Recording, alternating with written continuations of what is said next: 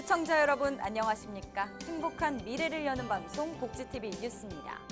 2015 서울 세계 시각장애인 경기대회 우리나라 국가대표의 첫 메달이 나왔습니다. 바로 볼링의 임동환 선수인데요. 이 대회 현장의 뜨거운 감동을 정두리 기자가 전합니다. 2015 서울 세계 시각장애인 경기대회 한국의 첫 메달 주인공이 나왔습니다. 그 주인공은 템핀볼링 TBP1에 출전한 임동환 선수. 지난 11일 오후 안양 호계체육관에서 펼쳐진 결승전에 진출한 임동환 선수는 일본 칸주모리 선수를 만나 151점으로 7점을 뒤지며 은메달을 획득. 같은 종목 김정훈 선수가 동메달을 목에 걸며 나란히 시상대에 올랐습니다. 경기장 밖에서는 선수가 아닌 선생님으로 불리는 임동환 선수는 대전맹학교에서 안마와 침 등을 가리키는 이륙 과목 교사로 이번 대회를 통해 국제 무대의 첫 데뷔와 동시에 은메달을 목에 걸었습니다. 기쁘기도 하면서 또 아쉽기도 하고 그렇습니다. 남은 또 경기들이 많으니까 아쉬움은 빨리 잊어버리고 잘 준비하도록 하겠습니다. 임동환 선수가 교사의 직업을 갖고 있다면 김정훈 선수는 실업팀에 소속된 선수입니다. 2014 인천장애인 아시아경기대회 3관왕을 차지했던 김정훈 선수는 시각장애인 볼링 선수로는 처음 실업팀에 입단해 이번 대회 강력한 우승 후보로 꼽히고 있습니다. 그래서 이번 대회에 많이 이렇게 신경을 써서 들어왔는데 제가 생각했던 것보다 성적이 조금은 부진해서 남은 경기에서 이제 다시 제가 목표하고 있는 목표에 도달할 수 있도록 더 열심히 하겠습니다. 첫날 경기에서 2개의 메달을 선물한 한국 템핀볼링 대표팀. 김정훈 선수는 세계적인 선수라는 이름에 빛나는 노련미를, 임동환 선수는 차분한 경기 운용의 장점을 앞세워 메달 행진을 기대하고 있습니다. 복지TV 뉴스 정두리입니다. 서울시가 초등학생을 대상으로 유니버설 디자인을 통한 인성과 창의 교육에 나섰습니다. 더불어 사는 삶의 소중함을 어렸을 때부터 자연스레 배울 수 있도록 하기 위한 건데요. 박정인 기자입니다. 핸드크림이 묻어있는 비닐 장갑을 끼고 뚜껑을 열려고 하지만 여간 쉽지 않습니다. 또 한쪽에서는 손에 테이핑을 하고 한 손은 뒤로 한 채 소시지를 먹으려고 하지만 어렵습니다. 왠지 모르게 막 짝꿍한테 빨리 주고 싶은데 왠지 답답하고 안 되니까 조금 짜증나고 안 해버리고 싶었어요. 지문이 닳아서 그런 걸 장갑 끼고 체험을 했을 때 그 침을 묻혀서 책을 넘기는 거를 봤는데 그게 그랬는지 몰랐는데 그런 걸 알 수 있었어요. 서울시가 모든 사람들이 제품이나 서비스 등을 편리하고 안전하게 이용할 수 있는 유니버설 디자인에 대해서 초등학생을 대상으로 교육에 나섰습니다. 이에 따라 서울시는 각 자치구별 1개 초등학교에서 학생들에게 유니버설 디자인에 대한 이해와 제품들을 직접 체험해보는 수업을 구성했습니다. 그러니까 유니버설 디자인이라는 게 우리 지금 한국에는 조금 인식이 좀 덜 된 것 같아요. 그래서 이거를 좀 뭐랄까 확실하게 하기 위해서는 이 초등학생 조기 교육이 필요하다 싶어서 초등학교 대상으로 해서 4, 5학년을 대상으로 해서 유니버설 디자인 그 교육을 하게 되었습니다. 특히 시는 수업에서 학생들이 직접 체험 도구를 사용해 다양한 상황을 경험하고 불편한 사항을 서로 이야기하면서 자연스럽게 더불어 사는 삶을 배울 수 있는 시간도 함께 마련했습니다. 한편 서울시는 올해 25개 초등학교를 대상으로 교육을 실시할 예정이며 올해 교육 결과를 분석해 성과에 따라 매년 확대해 나간다는 계획입니다. 복지TV 뉴스 박정인입니다. 정부와 공공기관의 중증장애인 생산품 구매액이 늘고 있지만 여전히 목표치인 전체 구매액의 1%에는 도달하지 못한 것으로 나타났습니다. 보건복지부에 따르면 정부와 공공기관의 2014년 중증장애인 생산품 우선 구매액은 모두 3,530억 원으로 전년보다 19.3% 늘었습니다. 하지만 총 구매액 대비 중증장애인 생산품 비율은 0.91%로 법정 구매 비율에 미치지 못했습니다. 현행 중증장애인 생산품 우선구매 특별법 시행령에 따르면 중증장애인 생산품 구매 목표 비율은 공공기관별 총 구매액의 100분의 1 이상이어야 합니다. 복지부는 우선 구매 독려를 위해 구매 실적 우수와 미흡 기관의 명단 공표 범위를 기관 유형별로 상위와 하위 30%까지 확대하겠다고 밝혔습니다. 7인승 휠체어 리프트 개조 차량도 어린이 통학 버스로 사용할 수 있도록 등록을 허용해야 한다는 지적이 나왔습니다. 장애인 제도 개선 솔루션은 휠체어 리프트가 장착된 개조 차량을 어린이 통학 버스로 등록할 수 있도록 해줄 것을 경찰청에 건의했다고 밝혔습니다. 올해 1월에 바뀐 도로교통법에는 어린이 통학 버스를 9인승 이상의 차량으로 규정하고 있지만 현재 어린이 통학 버스로 많이 사용하는 12인용 승합차에 휠체어 리프트를 설치할 경우 수용 인원이 7인으로 바뀌어 법 규정을 위반하게 되기 때문입니다. 솔루션 관계자는 장애인의 이동권을 위해 개조한 차량인 만큼 어린이 통학 버스의 기준을 탑승 인원에 두기보다 장애 아동 보호에 중점을 둬야 한다고 강조했습니다. 장애인 대상 성폭력 범죄가 최근 5년간 3배가량 급증한 것으로 나타났습니다. 경찰청에 따르면 장애인 대상 성폭력 범죄 건수는 2010년 321건에서 꾸준히 늘어 지난해는 927건으로 급격히 증가했습니다. 경찰은 급증하는 장애인 성폭력 범죄에 대응하기 위해 장애인 성폭력 피의자에 대해 구속수사 원칙을 세우는 등 강력 대응한다고 밝혔습니다. 한편 경찰은 최근 지적장애인 대상 초기 상담과 조사 방법을 담은 성폭력 피해 지적장애인 수사 의사소통 매뉴얼을 만들어 전국 경찰청에 배포했고 이와 함께 장애인 대상 범죄 수사 매뉴얼을 만들어 오는 6월 중 배포한다는 계획입니다. 어린이집은 아이들의 꿈을 키워주고 학부모들은 믿고 맡길 수 있는 곳이어야 하죠. 경기도에 포옹과 웃음을 운영 철학으로 삼아 학부모들의 신뢰를 받는 곳이 있다고 합니다. 김소영 기자입니다. 어린이집에 들어서자마자 하트 모양의 표시가 먼저 눈에 띕니다. 언제나 밝게 웃는 어린이가 되겠습니다. 사랑하고 존경합니다.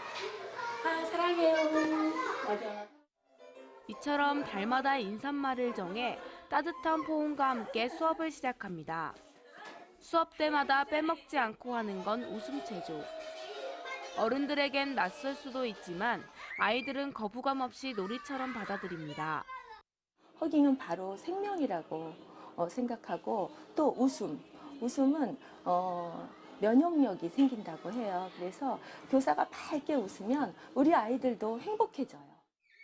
총 14대의 CCTV가 설치되어 있는데 보육교사들의 반응도 좋습니다. 학부모 열람용은 물론 교사가 스스로 모니터하거나 역할을 바꿔 다른 교사의 모습을 보면서 새롭게 느끼는 것도 있습니다. 소외되는 아이들이 있어요. 그래서 CCTV를 보면서 모든 아이들에게 똑같이 활동에 참여할 수 있도록 하는 게 좋겠다라는 생각을 많이 하죠. 또 자체적으로 만든 학부모를 위한 교육 프로그램도 운영합니다. 부모들의 참여율을 높이기 위한 방법으로 어린이집 개방은 학부모들의 신뢰로 이어졌습니다. 더 이렇게 관심을 갖고 학부모들의 참여도도 높고 그런 어린이집이 됐을 때 더 이렇게 건강해지는 그런 어린이집이 되지 않을까 하는 생각들을 해보게 돼요. 진심으로 아이들을 대하고 올바른 교육을 위해 노력하는 마음은 학부모들이 먼저 알기 마련입니다. 복지TV 뉴스 김소연입니다.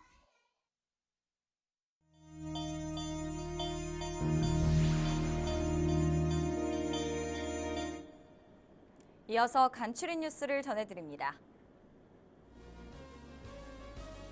보건복지부는 장기 요양기관을 대상으로 이용자를 불법 유치하는지에 대한 특별 조사를 실시합니다.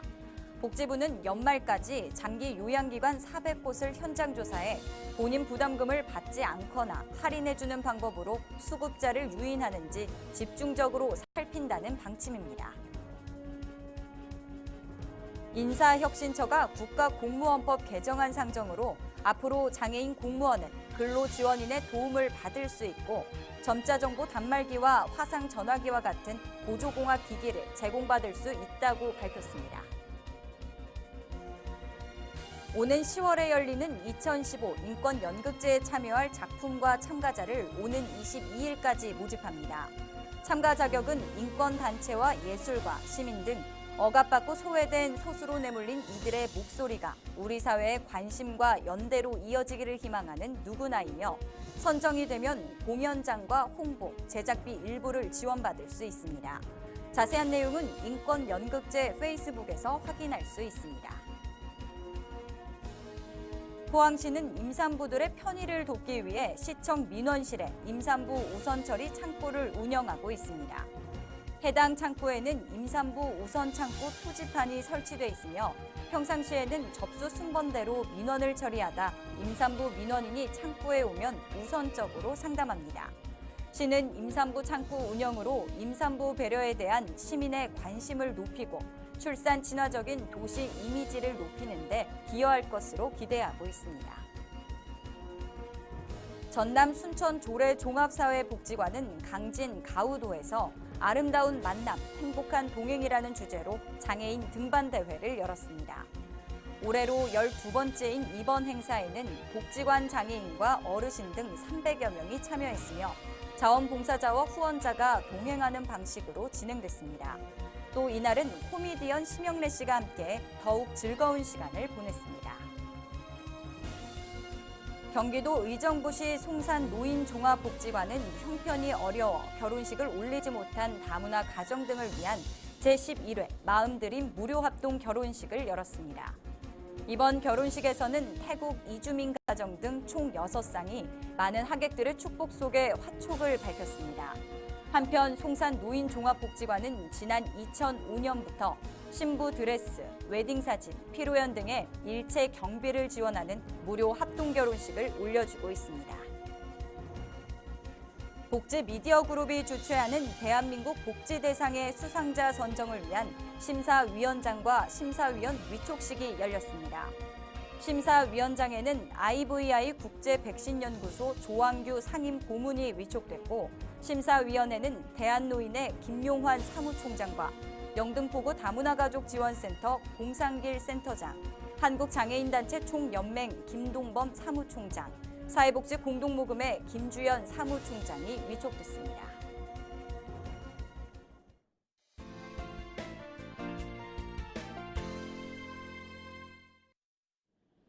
(2013년) 프로축구 K리그에서 최우수 선수로 뽑힌 호주 출신 보스나는 호주는 다문화 국가에서 한국 사회에 적응하는 데 어려움이 없었다는 말을 했습니다. 즉 어려서부터 다문화를 인정하고 포용하며 함께 어울리는 것을 배웠기 때문에 한국의 프로축구 리그에서 뛰고 생활하는 데 어려움이 없었다는 이야기입니다. 이렇듯 다문화 교육은 우리 사회에서 함께 어울려 사는 것뿐 아니라 우리 후세들이 세계로 나아가서 더 훌륭하게 성장할 수 있는 밑거름이 될 수 있습니다. 마침 올해부터 초중고등학교 교과서에 우리 사회의 변화와 다문화라는 주제로 새로운 단원이 만들어졌다고 합니다. 그 단원에는 다문화 어린이들이 모여 화합하며 아름다운 하모니를 만들어내는 레인보우 합창단의 사례가 소개되었다고 합니다. 레인보우 합창단은 2009년에 만들어진 다문화 어린이 합창단으로 청와대 국빈 만찬장을 비롯해 G20 정상회담, 여수엑스포 개막식, 인천 아시안게임 폐막식에서 공연을 하여 많은 갈채를 받은 다문화 어린이 합창단입니다. 요즘 초중고등학교에서는 다문화 자녀라고 해서 왕따를 당하는 경우가 많다고 하는데 함께 어울리며 아름다운 하모니를 만들어내는 레인보우 합창단이 좋은 교육 재료가 된 것 같습니다. 이렇듯 다문화 교육은 일선 학교에서부터 이루어지는 것이 바람직합니다.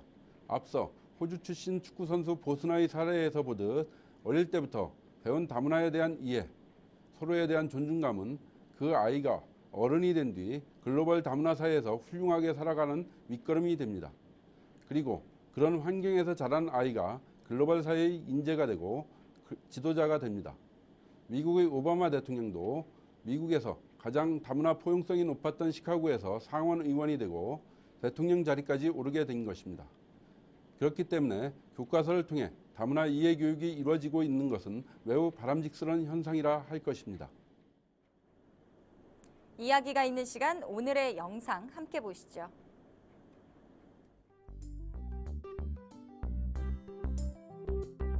급하게 화장실을 찾는 상황. 누구나 겪을 수 있는 일입니다. 그런데 그 화장실이 건물 앞 계단 때문에 돌아가야 하고 2층에 있다면 어떤 기분이 들까요?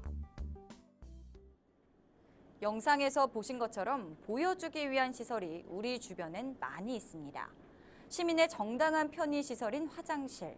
이 정도면 되었다는 식의 시설이 과연 정당한 것이라고 볼 수 있을까요? 행복한 미래를 여는 방송 복지TV 뉴스를 마칩니다. 시청해주신 여러분 고맙습니다.